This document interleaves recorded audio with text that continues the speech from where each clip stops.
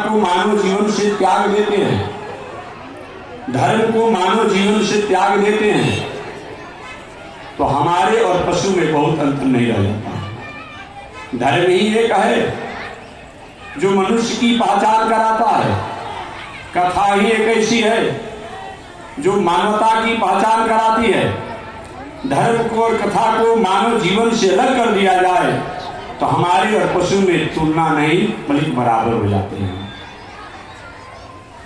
जब जब भी जिन जिन लोगों ने धर्म और कथा का त्याग किया, उनके जीवन में साधन तो रहे, संसाधन भी रहे, सुविधाएं भी रही, जीवन में समन्वय और शांति नहीं रहा।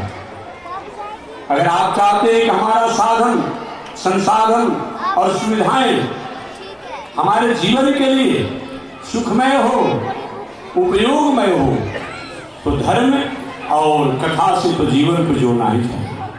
श्रीमद् भागवत महापुराण में गोपियां भगवान श्री कृष्ण श्री रास लीला के प्रथम चरण में लीला किया। कुछ ही समय के बाद परमात्मा उन गोपियों से जुदा हो गए, अलग हो गए।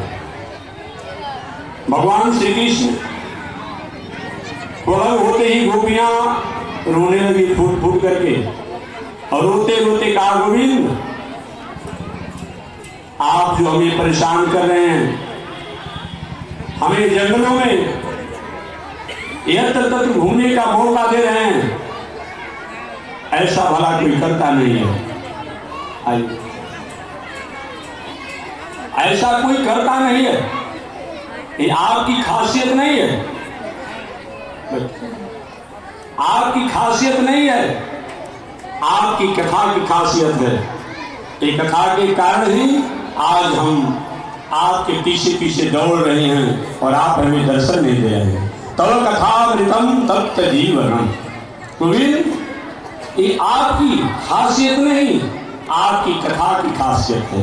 आपकी कथा की विशेषता है कि जो हमें आप बुलाया भी और हम लोग के बीच से आप लुप्त हो गए। ये कथा कहते किसे हैं? व्याकरण से, ग्रामर से। अगर हम कथा शब्दों को परिभाषित करना चाहें तो कथा में दो अक्षर है, क अथा। क का अर्थ होता है शांति, क का अर्थ होता है आनंद, क का अर्थ होता है विद्या, क का अर्थ होता है सत्य, क का अर्थ होता है परमात्मा, क का अर्थ होता है दुनिया में जो भी अच्छे विचार हैं, कर्म हैं, सब क का अर्थ होता है। स्थापयति लाति ददाति इति कथा। जिन प्रसंगों को सुनने से हमारे जीवन में जो खामियां हो, त्रुटियां हो, वो त्याग हो और अच्छी वृत्तियां जो हो हमारे जीवन में स्थापित हो, उसी का नाम क्या है? कथा। अगर वेद के अनुसार, वेद तो आप लोग जानते होंगे जो वैदिक परंपरा को मानने वाले हैं, ये वेद हमारा नहीं, जब से सृष्टि है तब से वेद है। एक पहले भी मैंने बताया था कि वेद आज का नहीं है, 50,000 करोड़ वर्ष पहले का है। इतना पुराना किसी का इतिहास नहीं है, इतना पुराना किसी का दर्शन नहीं है, इतना पुराना किसी का शास्त्र नहीं है। कल या परसों मैंने बताया था कभी कि दुनिया में जो भी दर्शन है सबका एक साल समत है। ईसा साहब को कितने दिन आया हुआ? अभी कुछ दिन पहले उनकी जयंती को लोगों ने मनाया, शायद मनाया, आपको पता होगा। 2023 वर्ष कुछ ही दिनों के बाद उनका पूर्ण होने वाला है, ईसा साहब जी का। जहां तक मोहम्मद साहब जी की बात किया जाए, मोहम्मद साहब को 1500 वर्ष, 1400 कुछ हो रहा है, तो 1500 वर्ष के भीतर के हमारे मोहम्मद साहब जी हैं, ये सब जानते हैं। चाहे गुरु गोविंद जी के नाम लिया जाए, गुरु नानक जी का नाम लिया जाए। अभी कुछ देर पहले हमारे यहाँ के प्रतिनिधि कहे सांसद महोदय जी, बहुत अच्छी बात, मैं कोट किया आपकी बातों को, अब पुनः अभी कथा में भी आ गए, तो उन्होंने अच्छी बात कहा कि स्वामी गुरु नानक जी ना, गुरु नानक जी ने अंत में 3 वाक्यों को जो कहा वो मानवीय जीवन के लिए बहुत अनुकरणीय है। मैंने सुना उसको और तत्काल उसको मैंने कोट कर दिया। अंतिम में गुरु नानक जी का यही रहा कि जिस मनुष्य के शरीर में परमार्थ और परोपकार, समाज में सहिष्णुता की भावना नहीं हो, परमार्थ की भावना नहीं हो, सरलता की भावना नहीं हो, कोमलता की भावना नहीं हो, दया की भावना नहीं हो, आर्द्रता की भावना नहीं हो, वो मनुष्य कैसा? ये प्रथम जीवन की पहचान है।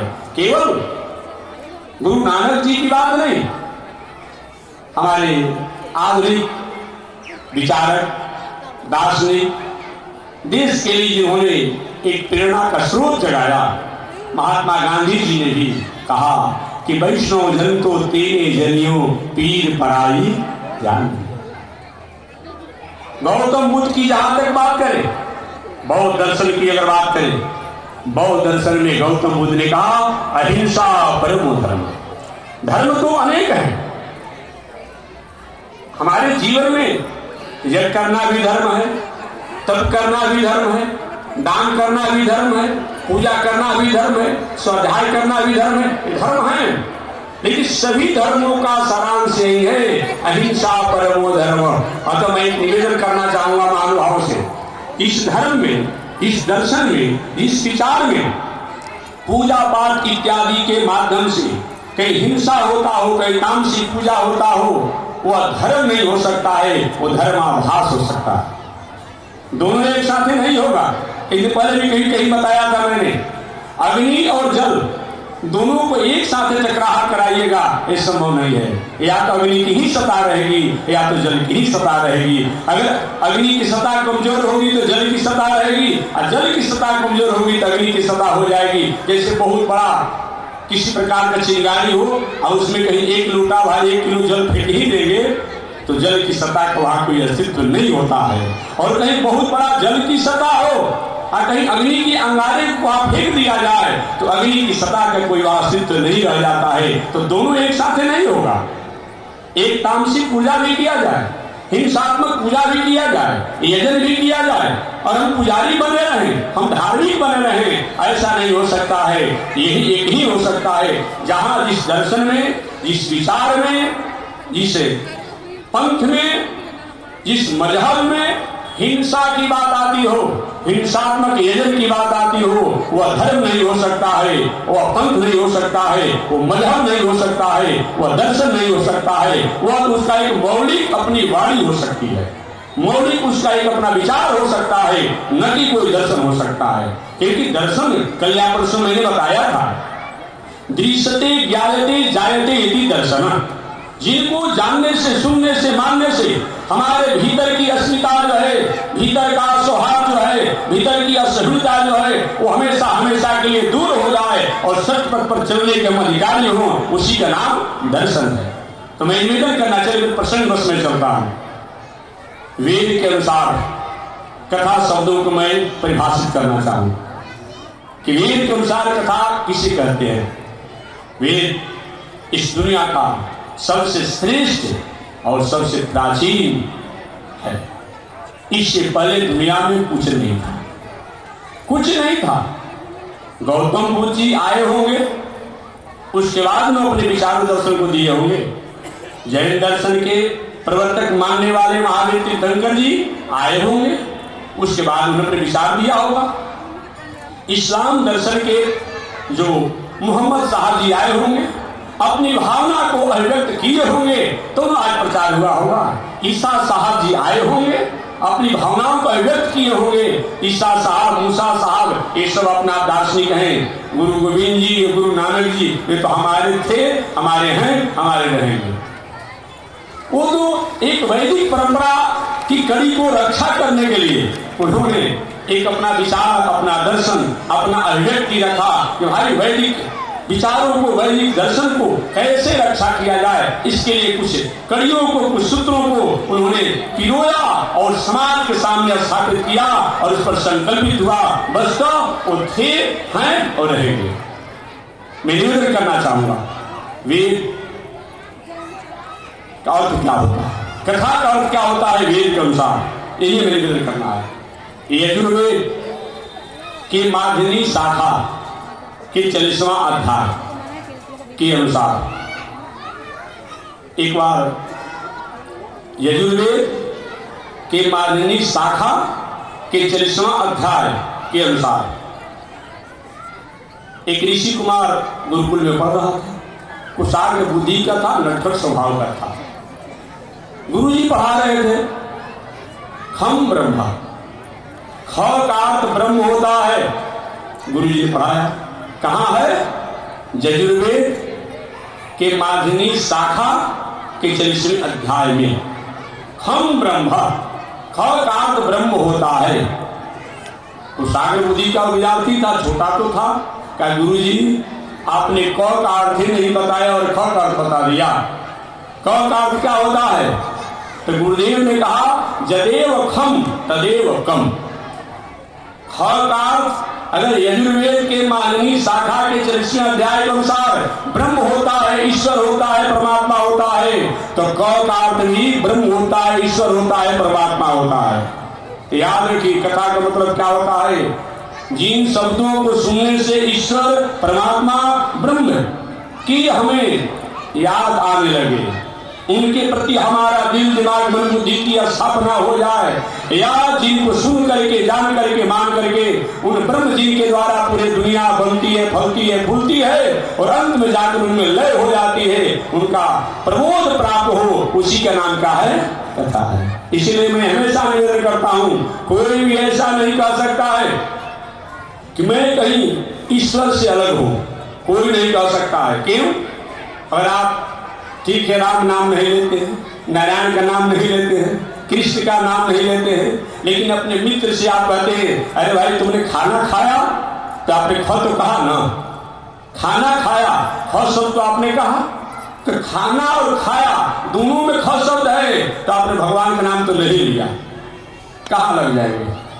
अलग जाएंगे कहाँ? आपने अपने मित्रों से पूछा अरे भाई कौन काम करते हो, तो कौन काम करते हो, तो कौन और काम करते 3 बार आपने क का उच्चारण किया।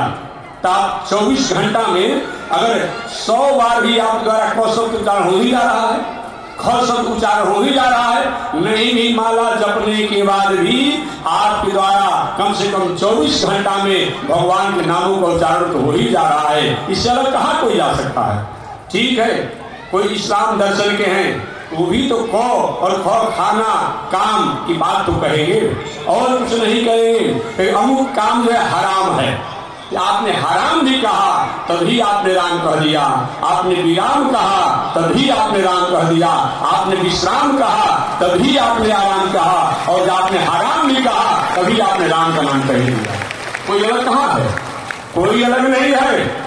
इसलिए अब मैं जो कह रहा हूं इस बातों को आप हमें निवेदन कीजिए, बताइएगा। 1-2 घंटा रुकना भी है कथा के बाद, बताइएगा। अगर आप आराम करते हैं, अगर आराम में से राम हटा दिया जाएगा तो क्या बचेगा? आप कहते रह जाएंगे। विराम में से राम हटा दिया जाएगा तो क्या बचेगा? बी बच जाएगा।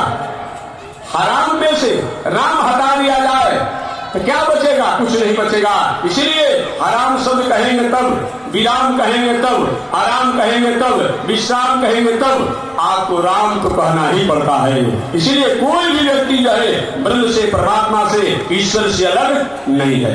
एक योग की बात मैं बता दूं। एक तो मैंने वेद की बात बताया, पातंजल योग दर्शन या योग के अनुसार मैं निवेदन करूं, कोई भी व्यक्ति ईश्वर से, परमात्मा से, ब्रह्म से कहीं अलग नहीं है। कोई भी व्यक्ति जानते थे ऋषि लोग कि आने वाले समय में लोग धर्मनिरपेक्षता की बात करेंगे, धर्मनिरपेक्ष की बात करेंगे। धर्मनिरपेक्ष का मतलब क्या होता है? धर्मनिरपेक्ष होता क्या है? ये धर्मनिरपेक्ष का ये मतलब नहीं होता है कि हम नहीं मानते, नहीं। धर्मनिरपेक्ष का मतलब होता है जो परमात्मा, जो ईश्वर इस संसार में केवल आकार के रूप में नहीं, केवल एक गुण के रूप में नहीं, केवल एक लीला के रूप में नहीं, बल्कि जैसे भक्तों की, जैसे जीवों के, जैसे प्राणियों की जब जैसी आवश्यकता पड़ती है उसके आकर के प्राणियों का, जगत का और प्रकृति का जो संरक्षण करता है, संवर्धन करता है, ऐसे के प्रति निष्ठा होना, उसी का तो नाम निरपेक्ष है। उसी का नाम निरपेक्ष है। निरपेक्ष का मतलब मेरे को कुछ नहीं मानते हैं और कुछ नहीं होता है, ऐसा नहीं होता है। तो मैं निवेदन करना चाहूंगा कि मानवीय जीवन में जानते थे ऋषि लोग कि आने वाले समय में बहुत लोग धर्मनिरपेक्ष की बात करेंगे, बहुत कुछ मौलिक अपने विचारों की बात करेंगे। ऋषियों ने, भगवान ने ऐसा हमारे आप पे एक मंत्र दे दिया है जो नहीं चाहकर के भी हमारे द्वारा जप होते रहता है और स्वरूप भी हम नहीं पाएंगे। वो कौन सा जप है? उसका नाम है अजपा गायत्री जप। क्या नाम है? अजपा गायत्री जप। अजपा का मतलब क्या होता है? अ माने नहीं, जपा माने जप। जो जप तो नहीं किया जाता है लेकिन हमारे द्वारा हमेशा जप होते रहता है, अजपा। गायत्री, गायत्री किसे कहा जाता है? जिसको गायन करने से हमारा त्राण होता है, हमारा रक्षा होता है, हमारा मंगल होता है, उसके नाम का है गायत्री। अब मंत्र का मतलब क्या होता है?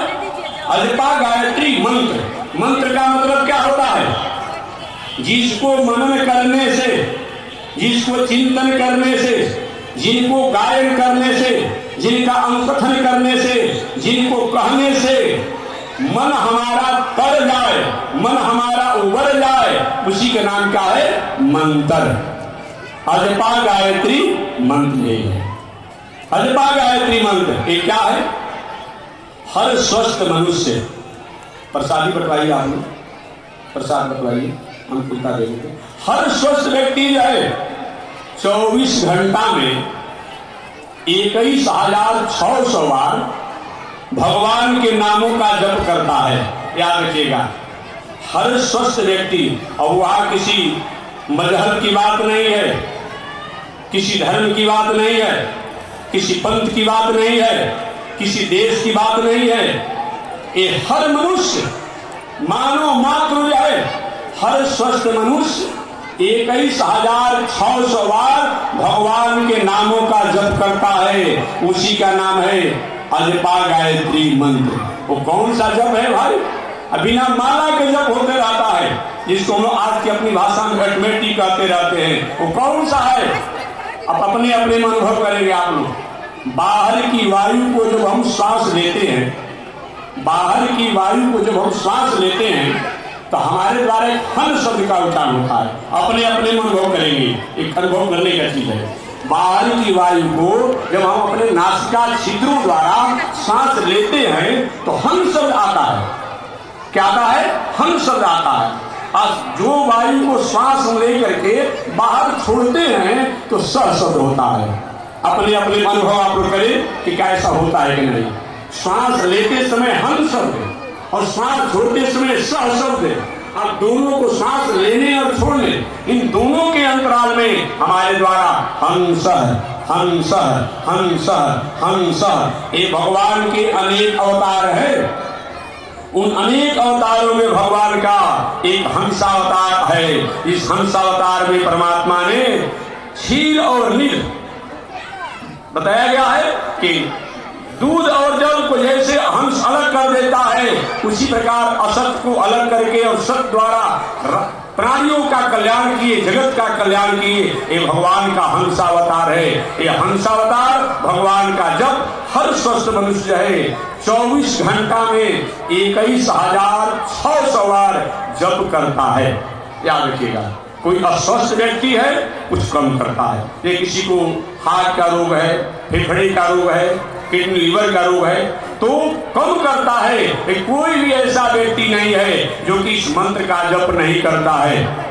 ये अनुभव करने की बात है, किसी बात को दुराग्रह नहीं, अनुभव करने की बात है। तो हमारे आपके द्वारा हंस हंस हंस हंस इस मंत्र का जप होते रहता है। आप प्रश्न करेंगे महात्मा जी, जब हमारे द्वारा 21,600 बार रोज मंत्र जप होता है तो इसका पुण्य क्यों नहीं मिलता है, सुकृत क्यों नहीं मिलता है? इसीलिए नहीं मिलता है कि जब तक इसका हम संकल्प नहीं करते हैं तब तक इस जप के स्वीकृति के अधिकारी हम नहीं होते हैं। सरकार का अच्छी स्कीम, रोड, गली, नली, बिजली, सब की स्कीम आपके पास आया हो, लेकिन जब तक आप फार्म नहीं भरेंगे क्या सरकार की सुविधा को प्राप्त होगी? नहीं होगी। ठीक वही बात है, आपके गांवों से, आपके गलियों से कर्मचारी गुजर रहा है, भाई ये स्कीम आया है, सुविधाएं आई है, केवल आप फार्म भरना है, इसका कुछ देना नहीं है, चार्ज नहीं है। लेकिन जब तक से आप फार्म नहीं भरेंगे तब तक से आपको वो सुविधा नहीं मिलेगी। ठीक वही बात है, हमारे भीतर ही अजपा गायत्री का जप होते रहता है, लेकिन जब तक हम संकल्प नहीं करते हैं तब तक इसके स्वीकृत और इसके आनंद के अनुभव करने के अधिकारी नहीं होते हैं। आपके मन में अगला प्रश्न होगा, तो महात्मा जी संकल्प कैसे किया जाता है? इसको करने के लिए बहुत कुछ आवश्यकता नहीं है कि सुबह सुबह ठंडा का समय है, महाराज ठंडा लग रहा, कैसे स्नान करें? ठीक है, समय से अनुकूलता दे करके ठंडा गर्म पानी से स्नान करिए, लेकिन इसमें बताया गया है कि कैसे इसको संकल्प करना चाहिए। तो संकल्प करने से पहले सबसे पहले दो चार एक कुछ दिनचर्याएं होती है जो हमें करना चाहिए। वो कौन सी दिनचर्याएं होती है? हर मनुष्य को कम से कम ब्रह्म मुहूर्त या ब्रह्म वेला में जग जाना चाहिए। ब्रह्म मुहूर्त कहते किसे हैं? ब्रह्म वेला कहते किसे हैं? प्रातः काल कहते किसे हैं? सूर्योदय से 1.5 घंटा पहले को ब्रह्म वेला या ब्रह्म मुहूर्त के नामों से जाना जाता है। बात सुनिएगा, इसमें समय से मतलब नहीं है, जाड़ा का समय हो, गर्मी का समय हो, बरसात का समय हो, जब जिस समय सूर्योदय होता हो उससे 1.5 घंटा पहले के समय को ब्रह्म मुहूर्त या ब्रह्म वेला के नामों से जाना जाता है या ब्रह्म मुहूर्त के नामों से जाना जाता है। इस समय जगने से अमृत के समान वायु जो अपना होती है उससे हमारे शरीर के श्वास लाभ के लिए अच्छा होता है और हमारा दिल, दिमाग, मन, बुद्धि जो टेंशन, डिप्रेशन, अटेंशन में रहता है उसको समन्वय और शांति प्राप्त होती है। ये विचार करके भी हमें ब्रह्म मुहूर्त में जगना चाहिए। आप एक प्रश्न करेंगे, महात्मा जी 2 बजे तक 12 बजे तक ड्यूटी करते हैं, आज 4 बजे आप जगा देंगे तो अच्छा रहेगा। बहुत से ऐसे लोग 12 बजे 2 बजे तक ड्यूटी करते हैं। चलिए, व्याजी से पूछा गया, बाबा अलग अलग युगों के लिए अलग अलग सुविधा देना पड़ेगा। अभी जाड़ा का समय है तो हम सब लोग गर्मी कपड़ा पहने हुए हैं, अब वही जेठ का दिन हो तो एक पतला कपड़ा से काम चल जाता है। तो देश काल पात्र के अनुसार धर्म होना चाहिए, ये नहीं कि सब एक ही बराबर होना चाहिए। यही कुछ लोग नहीं समझ पाते हैं। ठंडा के समय में अलग, गर्म के समय में अलग, बरसात के समय अलग होता है। उसी प्रकार से एक काल बताया गया है, सतयुग में एक अलग था धर्म। वो धर्म आज अगर पालन किया जाए तो एक भी व्यक्ति जो है धर्मात्मा रह नहीं जाएगा। सतयुग के अगर सभी कड़ियों को, नियमों को पालन किया जाए, आज व्यक्ति को लिखाता है, मनु जी महाराज ने लिख दिया कि सतयुग में वाक्य लिखा कि केवल जो है वैश्य को ही खेती करना चाहिए। और बताइए, वैश्य लोग इसी तरह से सुकुमार होते हैं, सुकुमल होते हैं, हाँ? और वे लोग केवल खेती करेंगे तो कहां से अन्न मिलेगा? कहां से मिलेगा? लेकिन वही हमारे कलयुग में अलग अलग युगों में अलग अलग ऋषियों के वाक्य प्रमाण माने गए हैं। ये आज से 200 वर्ष पहले किसी और शासक द्वारा जो आर्टिकल कानून था वो मान्य है, अभी और हो रहा है, बाद में और होगा। ठीक उसी प्रकार से कृते मनु स्मृति, सतयुग में मनु जी महाराज द्वारा जो स्मृति जो है उस पर चलने के लिए हमारे आचार्यों ने आदेश दिया। कृते मनु स्मृति, त्रेता गौतम स्मृति, और त्रेता युग में गौतम ऋषि, द्वापरे संख लिखिता, और द्वापर युग में संख और लिखित ऋषि का कलौ पराशर स्मृति, और कलयुग में पराशर ऋषि ने जो मानव जीवन को जीने के लिए आदेश दिया वही सर्वमान्य है। पराशर ऋषि के बारे में आप जानते होंगे, ये कौन है? एक व्यास जी महाराज के पिताजी है पराशर जी, याद रखिएगा, ये व्यास जी महाराज के पिताजी है पराशर जी। तो पराशर जी ने कहा कि नहीं नहीं, सभी लोग को खेती करना चाहिए, व्यापार करना चाहिए, नौकरी करना चाहिए। अगर मनु जी की बात करें मनु जी की अगर बात करेगा आपने तो मनु जी ने तो कहा क्षत्रिय को शासन करना चाहिए, ब्राह्मण को पूजा पाठ करना चाहिए, वैश्य को खेती करना चाहिए और शेष लोग जो है ये अपने आप और सेवा कार्य करें। अब बताइए ये पूजा पाठ करेंगे ब्राह्मण लोग, इससे काम चलेगा? चलेगा? अब क्षत्रिय शासन कहां से करेंगे? अरे भाई डेमोक्रेसी हो गया तो डेमोक्रेसी में शासन कहां से करेंगे? ये तो प्रजातंत्र है ना, राजतंत्र में शासन की बात होती है, वो बात चलेगा? अभी डेमोक्रेसी है तो डेमोक्रेसी में तो भाई प्रजा द्वारा जिसको स्थापित करके उसको सारे में सेवा करने का मौका मिलता है। कैसे मान्य होगा? पराशर जी के नहीं, हर वर्ण को, हर आश्रम को, हर जात को, मानव मात्र को खेती व्यापार नौकरी अध्ययन अध्यापन करना चाहिए। ये हमारे पराशर ऋषि का वाक्य है। इसलिए गलऊ पराशर स्मृति पराशर जी ने यह वाक्य कहा। तो मैं निवेदन करना चाह रहा हूं, पूछा गया व्यास जी से कि बाबा आप द्वापर युग के समापन कलयुग प्रारंभ होने वाला था, आपका इस संसार में आना हुआ, अगर लोगों को अपना खेती व्यापार करने में समय इतने लग जाता है कि रात्रि भर अर्धरात्रि तक जगे रहते हैं, उस धर्म में संशोधन कर दीजिए। जानते थे व्यास जी कि कलयुग में धर्म में भी आरक्षण मांगा जाएगा? जानते थे व्यास जी कि कलयुग में धर्म में भी आरक्षण मांगा जाएगा? तो मांगने की कोई नौबत ना आवे, कोई स्ट्राइक मत करे, कोई हंगामा मत करे। व्यास जी ने पहले ही धर्म में आरक्षण दे दिया, धर्म में आरक्षण दे दिया। क्या चीज? यत् फलम नास्ति तपसा न योगेन समाधिना। क्या चीज? यत् फलम नास्ति तपसा न योगेन समाधिना। जिस फल को, यत् फलम नास्ति तपसा, जिस फल को सतयुग त्रेता द्वापर युग में बहुत तपस्या करके शरीर सूख जाता था, हड्डियां बच जाती थी, भोजन छूट जाते थे, जल छूट जाता था, वस्त्र छूट जाता था, जिस तपस्या को प्राप्त किया जाता था, एक फलम नास्ति तपसा न योगेन समाधिनाम। योग द्वारा जिस फल को प्राप्त होता था, यम नियम आसन प्राणायाम प्रत्याहार धारणा ध्यान समाधि, आज होगा हजारों में कोई समाधि और प्राणायाम करेगा। ये तो थोड़ा सा पेट पचकाने फुलाने वाला योगा चल रहा है कुछ स्वास्थ्य लाभ के लिए, बाकी वो मतलब नहीं है। लेकिन योग का मतलब क्या होता है? चित्त वृत्ति निरोधा योगा। ये पातंजल योग दर्शन के अनुसार जो कहते किसे है? चित्त वृत्ति निरोधा योगा। हमारे चित्त की चंचलता जो है, जिस जहां जाकर के उसका निरोध हो जाए, वो जाकर वहां पर रुक जाए, उसी का नाम क्या है? योग है। योग कितने प्रकार के होते हैं? ऐसे योग तो अनेक हैं, लेकिन योग को 4 भागों में बांटा गया है। मंत्र योग, लय योग, हठ योग, राज योग। ये 4 प्रकार के योग होता है। मंत्र योग किसे कहते हैं? गुरु द्वारा प्राप्त या वैदिक मंत्रों को कम से कम 4 पुनश्चरण करना। पुनश्चरण का मतलब क्या होता है?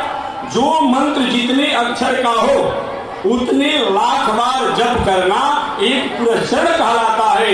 ऐसे कम से कम कलयुग में 4 पुनश्चरण होना चाहिए। ये मंत्र योग है। लय योग क्या है? खाते पीते उठते बैठते सोते बोलते चलते हमेशा जो है उन परमात्मा का ध्यान और चिंतन बने रहना, इसका नाम क्या है? लय योग है। मंत्र योग, लय योग और हठ योग। हठ योग का मतलब क्या होता है? हमारे नासिका के 2 छिद्र हैं, एक का नाम है इंगिला, एक का नाम है पिंगला। और दोनों नासिका के छिद्र जहां जाकर के मिलती है ऊपर, उसी का नाम है सुषुम्ना। इंगिला पिंगला और सुषुम्ना, इन तीनों सांस आने का छोड़ने का जाने की जो प्रक्रिया होती है, उन क्रियाओं को रोक करके और परमात्मा को हठ पूर्वक चिंतन करना, ध्यान करना, ध्यान करना, इसका नाम क्या है? इसका नाम हठ योग है। आज की भाषा में हठ योग नहीं कहता है, ये खड़ेश्वरी बाबा है, ये मौनी बाबा है, ठीक है।